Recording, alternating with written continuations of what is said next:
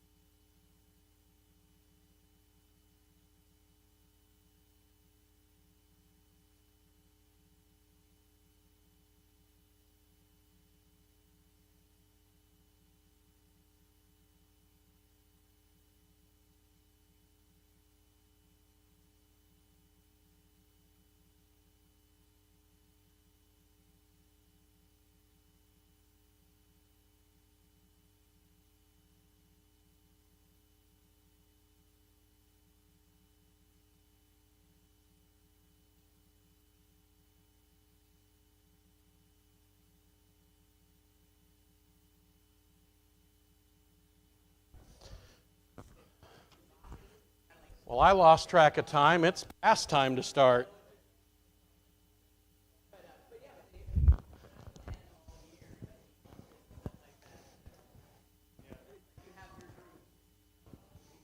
Go ahead and grab your Bibles as we're getting settled in here and open up to Luke chapter 3.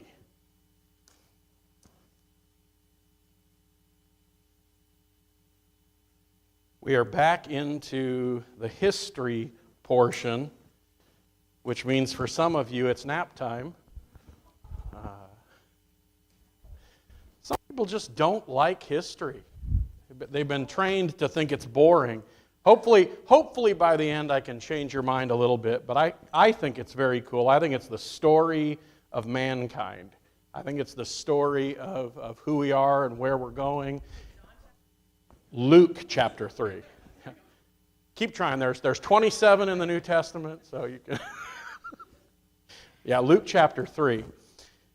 And I just want to point out a couple of really cool things that perhaps to you, initially you thought, well, that's boring. That's not that interesting. Get to the good part. I think a lot of people, when they come to the Bible, they open it up and they expect it to be a whole lot of 10 Commandments, a whole lot of thou shalt not type of stuff, and they look for the rules, and they aren't always aware of the presentation of the Bible by itself, a lot of times having a historical appeal. I mean, it starts in a way that tells you time and place and notes. And so I'd like you to just look here at Luke chapter 3 and just note all of the signatures of time and location that are noted here in the first two verses of this chapter. in the 15th year of the reign of Tiberius Caesar, Pontius Pilate being governor of Judea, and Herod being tetrarch of Galilee, and his brother Philip, tetrarch of the region of Iturea and Trachonitis, and Lysanias, tetrarch of Abilene. During the high priesthood of Annas and Caiaphas, the word of God came to John, son of Zechariah, in the wilderness. So if you just look at kind of the number of things, these are oftentimes the things that people get hung up on when they're reading through the Bible for the first time, and they think, get to the good stuff, get to the good stuff. When's Jesus going to do some tricks? Kind of a thing when they're reading through it. This is actually kind of the significant stuff that gives credibility and credence to the historical truthfulness of the Bible, because this is the stuff that we can cross-reference against other stuff in other documents. This is what leads us to go, actually, the New Testament documents are the best historical record for Jesus. This is where we see what he was like. This is where we see what he taught. This is where we see what he did. No other historical record has as much information, nor is any other record as close to the source of the events themselves as the New Testament documents. So when you look at this, you can cross-reference. I can go, okay, Tiberius. Tiberius reigned from 13 to 37 AD, 15th year. I've got a year now. This is 27 AD. Luke chapter 3 is 27 AD. I've got the reign of Pontius Pilate. Falls right in there, in the same window. Herod Antipas runs from 4 BC to 39 AD. You might look at that and go, well, that's interesting. Herod Antipas, well, prior to him, Herod the Great. Herod the Great died in 4 BC. Herod the Great's the one that did what? Yeah, said, let's kill the babies. Okay? Which tells us that historically Jesus was probably born not in 0 AD, not in the year 0, but probably born between 6 and 4 BC. So it kind of tells us a little bit about the recorrelation. Some monk, when he was setting up the Gregorian calendar, did not get the dates quite exactly right, and so it's probably offset by about 6 years and probably into the BC era. But this is the point. Because Luke gives us this kind of information, we can do all of this cross-reference and go, okay, this is when it happened, this is how it happened, and we go back to the earliest, more credible sources than we do to the Gregorian calendar. And it helps us. We can correlate all of these different figures, and even some of the ones that were like, well, we've never seen any record of Lysanias. Well, guess what we found in the last 20 years? Record of Lysanias. Yeah, you know, we keep finding stuff. And you see Annas and Caiaphas, both mentioned. That's an interesting one because the high priesthood of Annas and Caiaphas, there was only one high priest at a time, right? Except Annas was kind of given an honorary, almost like what do they call it? When almost an emeritus kind of a position in there. And his son-in-law became the priest after him, the high priest after him. But people still deferred. And you actually see in the trial of Jesus a deference to him. And so it was a really unique period in the record, and even Caiaphas often would defer that direction. So there's all of these internal historical markers, and they're significant. When you approach the Scriptures as a historian, as a skeptic, one of the cool things that happens is you end up like Sir William Ramsay going, wow, that was not what I expected. He went in with a very definite, the Bible is invented history, the Bible is, trying to prop up its story, and what he actually found is the Bible was a better source for cross-referencing Roman history and events in that region than even some of the Roman sources. It was actually a better source for corroboration in many ways. Luke's history is unsurpassed in respect to its trustworthiness. Luke is a historian of the first rank. Not merely are his statements of fact trustworthy, he is possessed of the true historic sense. This author should be placed along with the very greatest of historians. That is a ringing endorsement from a world-class historian regarding the Gospel of Luke. This is a historian saying, I really like the way this guy writes. He is detail-oriented. Average reader may not be into that as much, but a historian goes, this is cool. This is the kind of good stuff that a historian loves, and this is the kind of stuff that skeptics need. So that when they look at it and you get bored because you're just looking for the good parts, you're already convinced of Jesus, who he is, and want to get to the instructions, want to get to the practical, somebody who's not there yet really needs a verse like this to help them understand that Jesus is a real historical figure. Here's what's cool about it further than that. When you look at the events of Jesus' life and the distance between the events as they occurred and the records that we have in those New Testament documents, you look at the proximity of them. How close are they in time and in space? Like, when were they written and where were they written?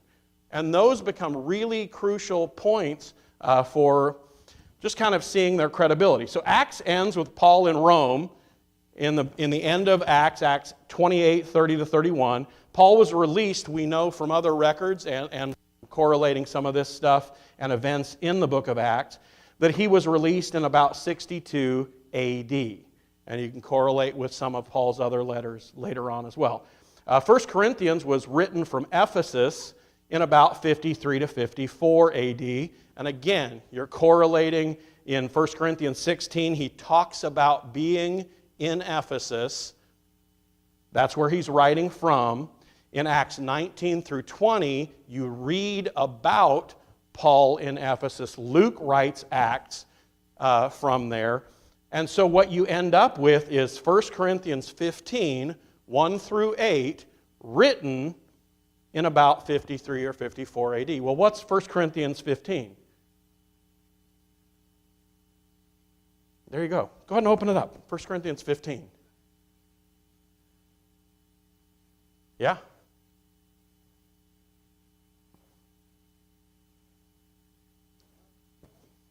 First Corinthians 15, 1 through 8.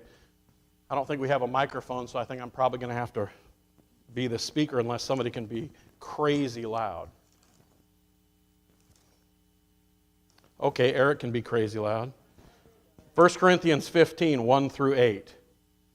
Now I would remind you, brothers, of the gospel I preached to you, which you received, in which you stand, and by which you are being saved, if you hold fast to the word I preached to you, unless you believed in vain. For I delivered to you as the first importance what I also received, that Christ died for our sins in accordance with the Scriptures, that he was buried, that he was raised on the third day in accordance with the Scriptures, and that he appeared to Cephas, and then to the 12. Then he appeared to more than 500 brothers at one time, most of whom were still alive, though some had fallen asleep. Then he appeared to James, then to all the apostles. Last of all, as to one untimely born, he appeared also to me. Okay, so if we have written in 54 AD the basic central doctrine of the death, burial, and resurrection of Jesus Christ, how many years removed is that from events? If Jesus died 30 to 33 AD, what are we dealing with? Approximate, round up. I heard somebody whispering 20. Yeah, it's 20-ish years. 20-ish years in terms of time. Okay? Acts is a sequel. Acts is a sequel. Luke wrote the book of Acts as a sequel to his gospel. The gospel had to, if Acts is written prior to 62, then the prequel, Luke, has to have occurred before Acts. So if Acts is written in 62, then somewhere between 33 AD and 62 AD is when it's written. Most scholars kind of think it was probably written during Paul's Caesarean imprisonment, his imprisonment in Caesarea, so around 57 to 59. You can read about that period in Acts 24 and following. But it also correlates with what Luke says about the gospel going back. Scholars think that probably Luke left Caesarea, he left Paul. He's like, well, you got to stay here, but I don't. I'm going to go get some writing and research done, and probably went back to Jerusalem, went back to the areas, like he claims in the beginning of his gospel, that he goes back to check firsthand sources. He's a historical investigator. So if we look at that period, we end up with the Gospel of Luke in about 57 to 59 AD. Luke quotes Mark. And if you look at Luke 1 through 4, he also references other attempts, which may be Matthew, and it may be some less credible sources as well, that we just don't have further record of. So we have him referring to probably Mark and Matthew, which means what? They had to be written prior to Luke's gospel. So we start from Acts, and we go to Luke, and then we go to Matthew and Mark, and we end up with Mark necessarily written no later than the mid-50s, which gives us not only an abbreviated gospel in 1 Corinthians 15, but it gives us a complete gospel in the mid-50s. Again, how many years is that? I know, I told you it was going to be history and now it's math. What a jerk. Yeah, 20-ish, 20, 25.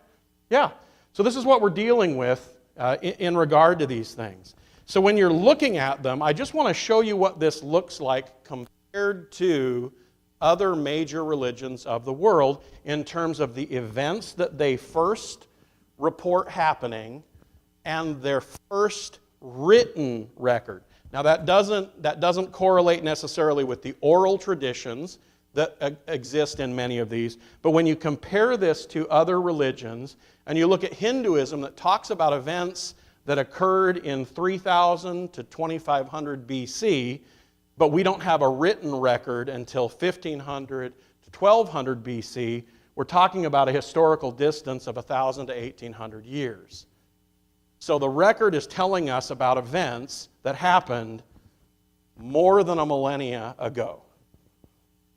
Do you see the difference there?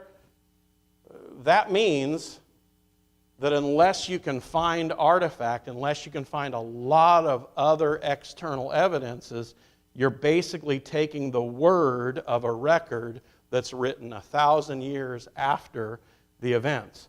Buddhism is similar, where we have the life of Siddhartha Gautama in the 500s BC, the first Buddha, but we don't have a written record of his life until 80 to 300. There are other writings in Buddhism. There's a whole body of work. In fact, it's been estimated that no single living human can read all of the Buddhist texts. They are a huge library, and so most Buddhists kind of specialize in one aspect of it. But just in terms of the details of his life, the earliest record we have comes from that. That's 500 to 600 years. That's still a really significant span of time. For Muhammad, it gets a little bit better. Muhammad dies in 632 AD, but we don't have a written record of his life until 767 AD, which is 135 years. Okay? That's quite a distance. That's more than a lifespan distance. Mormonism gets a little strange. We have events alleged from, the Book of Mormon basically takes place, and I do appreciate that they put dates in a lot of the newer editions, alleged dates, according to them. So 600 BC to 421 AD, and that's when supposedly a Jewish portion left Jerusalem and came and settled in the Americas near Santiago, Chile, probably. And then they moved all the way up and spread throughout all the way up to New York State, where the tablets were supposedly found. We don't have any record of that document prior to 1820, and it was assumed to heaven. There are men who claim to have seen that record. Several of them recanted that declaration afterward and said that, well, they saw it in a vision. They didn't actually see it physically. So whether that's credible or not, regardless, we have no record of the events in the Americas that supposedly occurred in 600 BC until a record shows up in 1820 and then disappears again, but not before, Joseph Smith makes a copy of it, supposedly. This is 1,400 years prior. Here's the other thing that this one has going for it, is that it's in a completely different time and place and culture than anything prior. This is what we're playing with in terms of world religions in a historical framework. Christianity, we have Jesus' death in about 33 AD, and we have the earliest records showing up in the mid-50s. We're talking about 15 to 30 years. It may be, there are many scholars who think that Mark may have been written as early as 48 AD. So we're really dealing with a span of 15 to 30 years. It's not the game of telephone that people try to allege that it is. It's not the game of invention later on that sometimes you hear from internet trolls. It's not necessarily what you hear alleged in the comment section. When actual historians approach this, there's virtually no really... You'll always find fringe people that say crazy stuff. Let me say that. So if you want to find a historian that spins a crazy narrative, sure, the aliens built the pyramids. There's a historian out there. There is. And he probably has a PhD. But most of the credible, really in the conversation, mainline historians all agree that Jesus was a true historical figure, and the Gospels date to a pretty early period, definitely within the lifespan of the witnesses.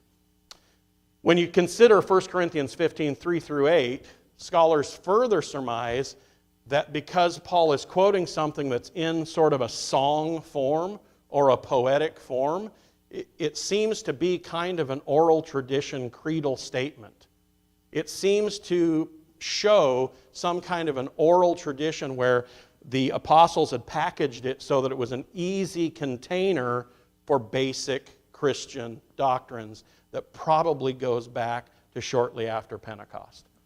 So we're talking literally months of the crucifixion. So imagine, and I shared this, I don't know if it was last spring or the spring before, let's just imagine trying to convince people that the 1941 attack on Pearl Harbor never happened. And try passing that version of events in 1971 in Hawaii.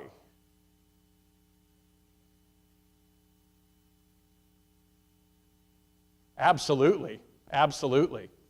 Yeah, and they're doing some great historical work right now to find the names of every victim of the Holocaust and get all of those stories told so that they're not just a statistic, but they're an actual person. Yeah? Historically documented that the only reason there's certain elements of it disclosed is more just because it's obviously not something people like to hear. Right. But people do not want to imagine that humans could do something so horrendous. Absolutely. And so they deny it. And similarly, I think with the resurrection of Jesus Christ, if you go, so this dude died and he got back up, and he said it was because he was the Son of God. That's an authority claim that I don't want to have to deal with, so it's probably made up. And begin to dismiss it, despite the fact that there is abundant historical witness and credible historical witness to it. So just imagine trying to pass this version of it. And I'm not talking about like I'm going to go to China and try to pass this version of events.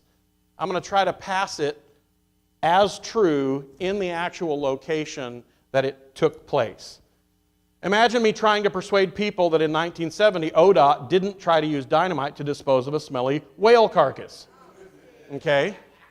Some of you who have lived in Oregon a long time, raise your hand if you remember this in real time. I don't remember it in real time, but man, I've seen the video.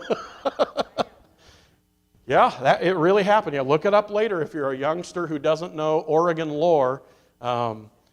We thought it was a good idea in 1970 to just pack a bunch of dynamite behind the whale carcass and blow it back into the ocean. We spread it around. That's what we did. Imagine if I was standing here in 2025 in Corvallis, Oregon, claiming that in 2004, Reser Stadium burned to the ground and was rebuilt in 3 days.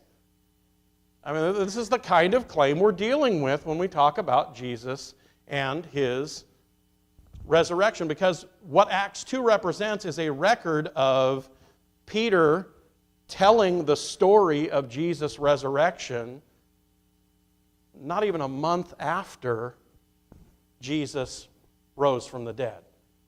He's there, he saw it, he went to the tomb, and so what we have by 55-ish AD, 15 to 20 years removed from the events, is a written record, a written document making those claims. The books of the New Testament have passed what is sometimes referred to as the acid test for trustworthiness of ancient documents. They were written in the same generation in which the event took place and were circulated among the very people about whom these documents spoke while they were still alive to deny them. I think some of you have heard me tell the story about one time I told similar Imagine in Port Townsend, Washington, and we had a lady there who was in her 80s at the time. This was more than a decade ago. She's probably passed by now. But I told the story, let's pretend I changed the facts.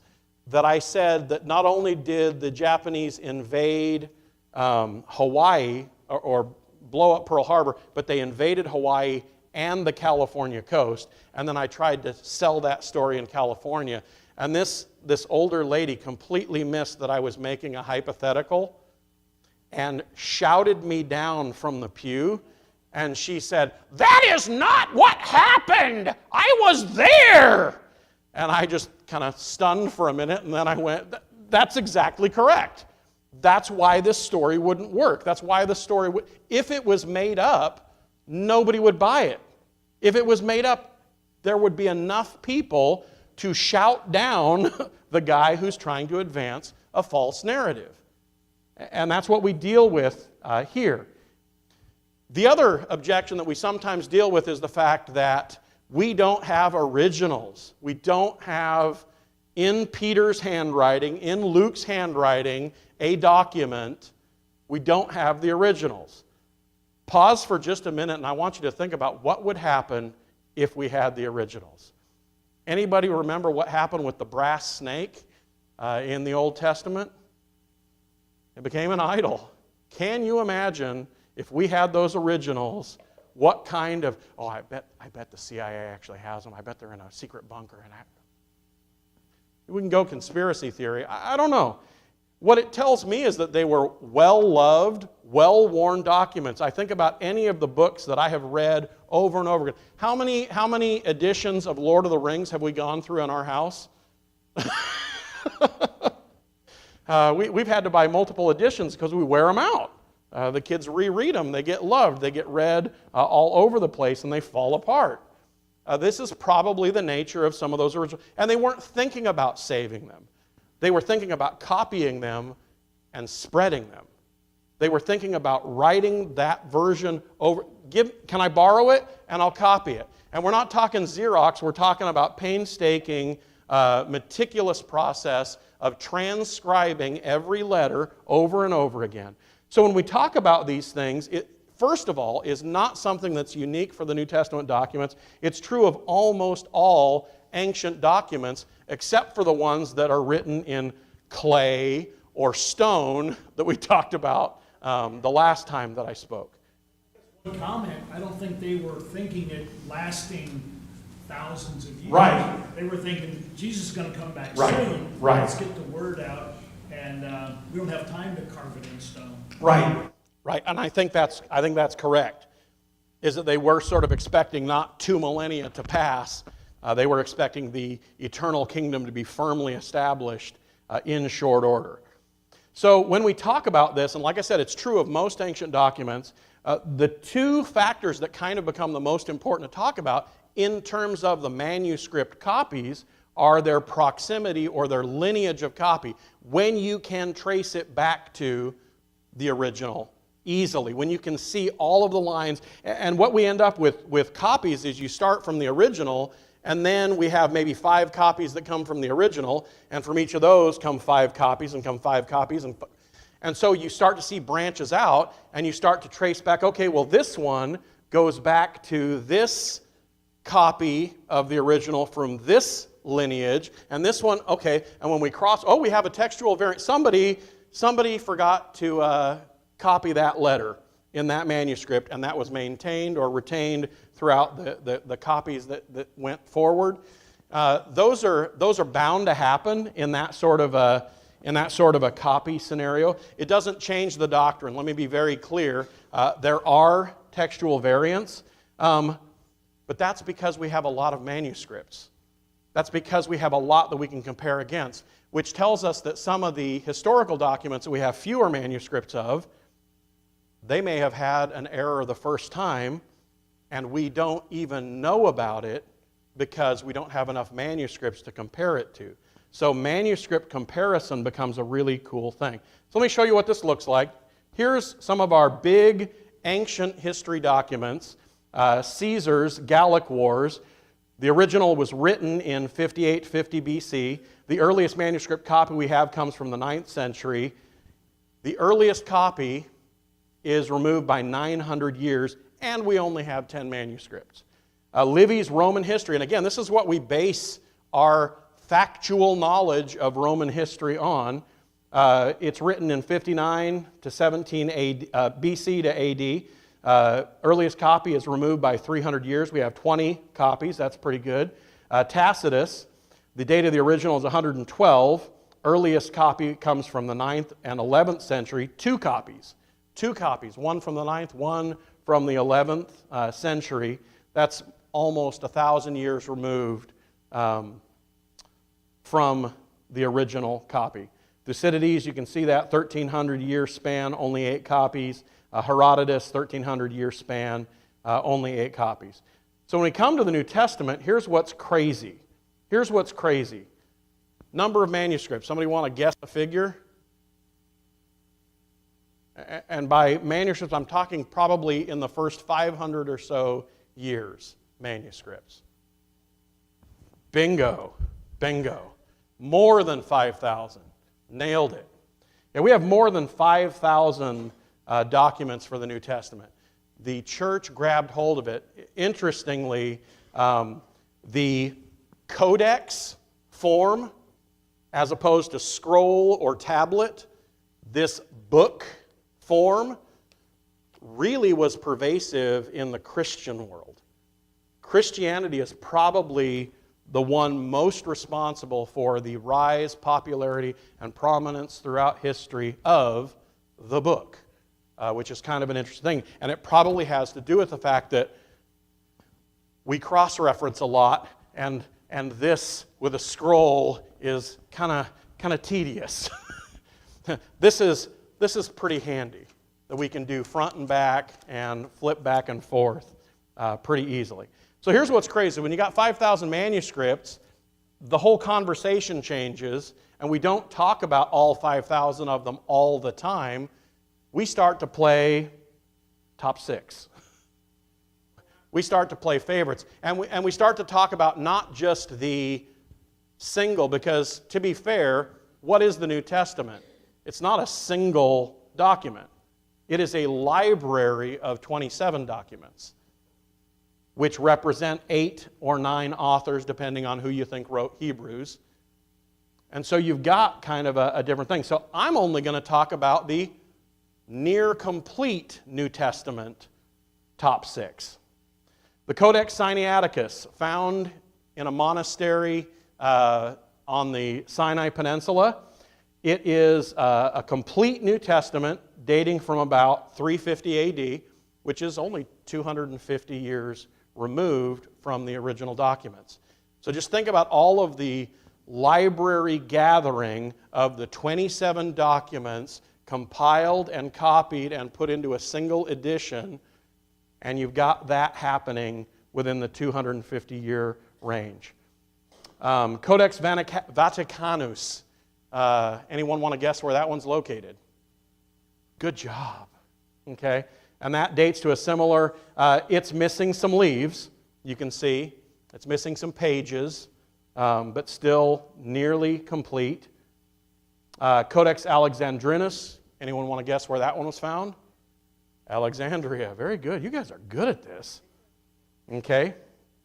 400s AD, historical distance of about 350 years. It's missing most of Matthew, but that happens on the ends of a book that's well loved. Codex Ephraimi. This one is just my favorite story to tell. Because you'll notice it has a different name than the others. There's not a location. Ephraim is a person. Ephraim is a bumbling monk. Ephraim had to preach a sermon, and he needed a place to write his notes. So the Codex Ephraimi is partly a palimpsest, where he scrubbed out part of 2 Thessalonians and 2 John to write his sermon. And anyone who loves old books is going, ugh! So he scrubbed it out and wrote his sermon. So in place of Scripture, we have an inferior human sermon. Divinely inspired Word of God,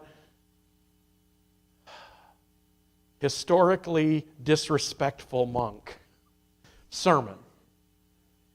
And when he did it, the document was already a couple hundred years old. So that's Codex Ephraimi. And that's why it's missing 2 Thessalonians and 2 John.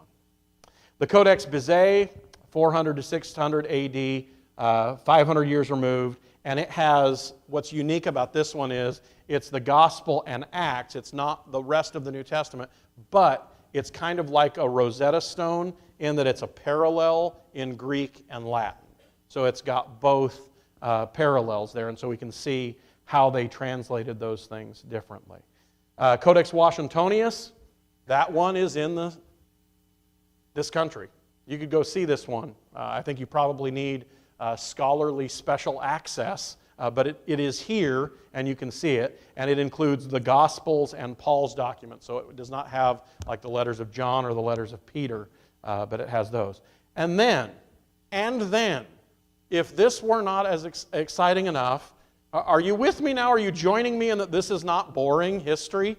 I hope I've lured you into my nerdiness. We have things like this. Anyone familiar with this piece of parchment?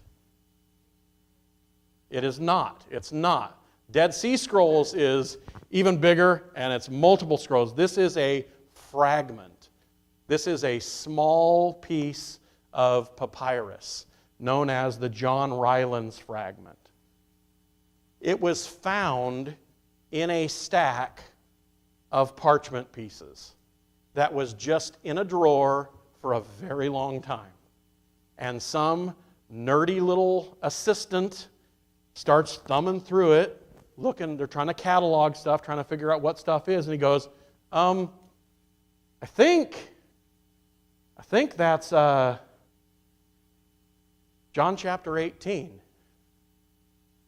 And so you've got on it the testimony of Jesus before Pilate on one side, and I forget what's on the reverse, but you've got 5 verses identifiable as the Gospel of John. There's a great, Wes Huff, who's a New Testament scholar, went on the Joe Rogan podcast, and there's a really great segment of him talking with Joe Rogan about this. And one of the things that Wes Huff does is he makes very precise replicas of these documents. He is very familiar with pen stroke, line spacing, all of the markers of authenticity and form. And so he not only made a reproduction of the fragment and gifted it to Joe Rogan, but he actually made a reproduction based on, if you can see that space at the top of it there, there's the distance around. So he reproduced the page and the part of the page that it would have probably existed on, and reproduced a facsimile of what it would have looked like as a full page, front and back, and put it in a glass frame so you can flip it around back and forth. Super cool. So if anybody is thinking, I'd like to get the preacher something nice for Christmas, that would be one. So this thing dates, though, between 100 and 150 A.D., more than likely. There are some who put it later in the 2nd century, but still no later than about 200 A.D. So this is a fragment of the gospel. This is a copy of the gospel that is only removed from John's. And here's what's fun about John. You can take a 90 dating for the original, or you could go and try the earlier. But either way you try to move John's gospel, I like it. If you move it closer to the events, I like it. If you move it closer to this manuscript copy, I like it. Because it adds credibility on either end. Either way you try to go, well, I don't think John wrote, as late as the 90s. I think he wrote, more like the 60s or the 70s. And I move it closer to the events of Jesus' life. But if you say, well, no, I think he wrote in 90, well, then we've only got 90 to 125 AD in terms of the distance from the original to a very early manuscript copy. So either way, it becomes historically a really strong piece of evidence, removed by 70-ish years. Here's what's also interesting as you look at where this copy was found in Egypt. It was found written on papyrus. It was found near Alexandria. And so we have not only do we have the original being written in the region around Jerusalem, we have it moving all the way across the Mediterranean to the other side, and whether it came by land. We have it spreading in 70 years pretty prolifically. So when we look at these things, this is what becomes important for us to kind of consider. We are looking at the appeals of living witnesses. And this is something that has to be dealt with. As believers, it's easy. For skeptics, you need to answer for this. The ball is kind of in your court to do something with Jesus.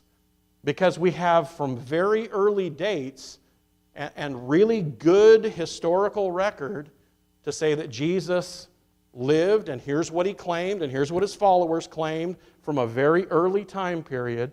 John says what we have heard, what we have seen with our eyes, what we have looked at and touched with our hands, and I'm giving the late date of 80 to 90. Peter says in 64 or 67-ish for his second letter, we were eyewitnesses of his majesty. Luke says in 62, they were handed down to us by those who from the first were eyewitnesses. And Paul there in 1 Corinthians 15 says, he appeared to more than 500 of the brothers and sisters at the same time, most of whom are still living at the time that he's writing it. He's basically saying, if you would like to meet someone who saw it happen and not just take this letter's word for it, I would be happy to help you shake hands. This is kind of what we're dealing with, and this is why when we talk about it all pointing to God, we have to reconcile the fact that the New Testament documents not only tell us the character and teaching that the Christian church believed, but it gives the most detailed, close to source, and historically accurate record of the life and teaching of Jesus Christ on the earth. And that boosts faith. That means that I have less that's blind faith. It means that I've got a really solid foundation, and as Frank has said a number of times, it becomes reasonable. As Jose has said, it becomes reasonable to believe in Jesus Christ. Any last comments? I think that was my second bell, but we'll be done. Any comments or Yes, thank you, Wes. Really good information and compilation. I would just like to say, though, as a caution here, if you are having a discussion with someone that's a skeptic or disbelieves the holiness of the Bible, in ancient documents, the dates are not so exact. Sure. And so I would say, I would caution against saying we have, the authors wrote the Bible 25 years after Jesus' death. It's possible, but I would say that's a little bit, the reality is the documents that we have are actually from 300 and 100 to 150. We do have those documents, and that is already a close gap. But to say they were written 25, well, there's a lot of debate and conjecture there, like going back to It's a that. science. It's a science which you begin to go and infer. And there are things that you can do to go, this would have to happen, this would have to happen. And you may not get into the range of precision, but you go beyond possibility to probability. But like your beginning premise there with Paul's release, well, there's also a theory that he lived for a while after and went to Rome. Right. So it makes it so. I would say we're more like saying within 50 to 100 years.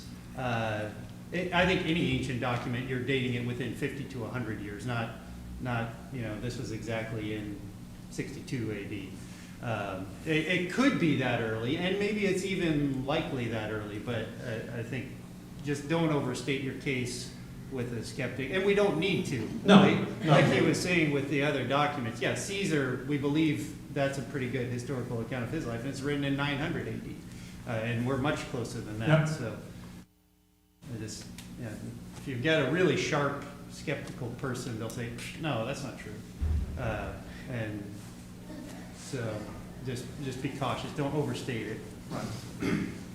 But I think probable is still a very good and appropriate word. Yes, yeah, absolutely, Yeah. absolutely. Okay. I believe what you said. Just don't. Yeah, be gentle, be John has had careful, some good arguments. walk through it. Yeah, yeah. Yeah. And I have as well, and I've pressed on it, and it's held up, even using pretty strong push. So that's why I say probable is a good word, precise. And you notice, I mean, even on here, I've got a range, and it's a good, probable approximation of not scholarly outlier, but scholarly consensus. Okay. All right, dismissed.